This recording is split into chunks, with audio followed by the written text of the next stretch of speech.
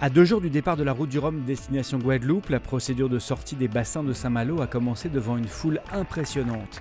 Les ultimes ont profité d'une accalmie du vent pour passer les écluses, sortir du port et gagner le large pour se mettre au mouillage à Dinard en attendant dimanche. Samedi, le passage des écluses se poursuivra avec les autres catégories. Seuls les 55 classes 40 resteront dans les bassins de Saint-Malo jusqu'à dimanche matin.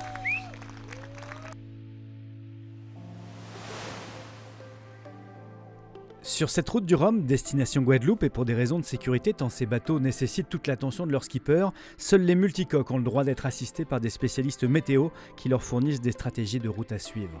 Aujourd'hui, pour faire un bon choix de route, il faut à peu près travailler 6 heures par jour pour élaborer, travailler sur une route, voilà. Sauf que 6 heures à passer devant la table à cartes en multicoque, c'est impossible. Matin et soir, je vais avoir un briefing météo par mail, donc vraiment sur les 3 prochains jours, où j'ai une grosse vision de ce qui peut se passer avec une route à suivre.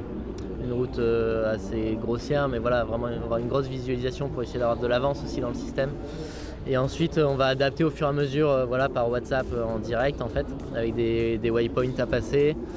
À terre, ils reçoivent donc la position du bateau forcément assez régulièrement, celle du vent aussi, la vitesse et l'angle du vent.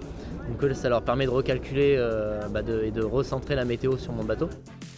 La route qui gagne aussi, c'est la connivence que tu peux avoir avec ton routeur et avec la cellule de routage.